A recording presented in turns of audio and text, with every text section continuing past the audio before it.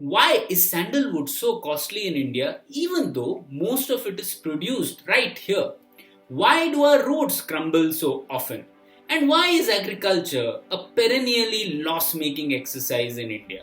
Well, public policy has answers to a lot of these questions. Public policy is all around us, and yet we come along with our strong biases and opinions that come in the way of appreciating this subject. So, today I'll be telling you 8 things that you should unlearn before even beginning to learn public policy. 1. Good intentions are equal to good policies. Well, we commit this mistake quite often. Good intentions are no guarantee to good policies. In fact, the noblest intentions have often produced the most disastrous of consequences. Let me give you an example. Alcohol prohibition is something that has been advocated by a lot of governments and has been implemented as well. Even though it comes out of a great noble intention of preventing alcoholism, it has often led to disastrous consequences like people dying due to spurious liquor, and there has been bootlegging, and there have been moral degradation as well, because you had bootleggers who became richer, bootleggers who gained moral legitimacy. They went and diversified their businesses into smugglers and into various nefarious businesses. So always judge a policy by its consequences and not by the intention of its leaders. 2. Our policies are great. The only problem is in the implementation. Now, this is a big fallacy, and as you learn public policy, you will appreciate that you need to be skeptical of policies and particularly this argument, because good public policy will always take into account implementation details such as enforcement capacity or stakeholder attitudes. Just to blame the people when a policy goes wrong only tells you that a policymaker hasn't thought about the policy as much. So wondering why some stents went out of the market when we put a price cap on it, and then blaming people or nefarious attitudes of people for this is a fallacy. It is in fact the policymaker who should have taken care of this right up front, and you are able to do that using public policy principles and economic reasoning. Remember, not everything that is unintended is unanticipable. We can anticipate some of the worst consequences right up front. 3. Politics is disgusting.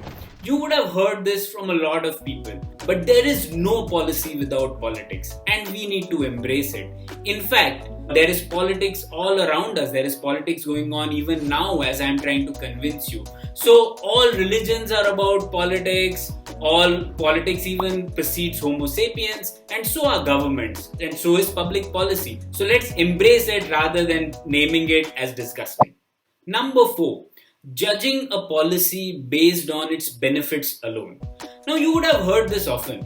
People will justify a policy by recounting a few good things that happened out of that policy. So people will say the corporate social responsibility law is great because see, it built a few lakes or it built a few schools. What I say is this is a fallacy because we are being blind to the costs. Because you don't judge a policy only by the benefits it incurs, but you also need to take into account the costs that you have imposed because of that policy. You know, if the government is going to spend thousands of crores on something, of course a few good things will come out of it. But that's not why you justify that policy. You also need to take into account what were the costs, and then you come into a conclusion whether the costs outweighed the benefits or not. Number 5. You always need to defend your model of the world. Now, we always see this in public policy. People have really strongly held views about how they think the world functions. You know, with ignorance comes arrogance, but as we know more, with knowledge comes more uncertainty and doubt. So we need to embrace that again. It's not possible for any one human being to fathom the entire complex system of public policy. So it's fine if we have to change your opinion. In fact, it is a virtue if we are able to learn something new and update our beliefs based on the evidence that is in front of us. Number 6. Economics is about socialism versus capitalism or money, and I don't need it.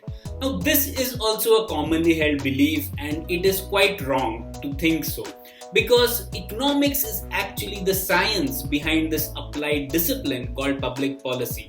Economics tells us about human behavior, and hence it is important to appreciate how our incentives change, and that's what economics teaches us. Economics is definitely not about praising your favorite economic patron saint, whether it is Adam Smith or Karl Marx.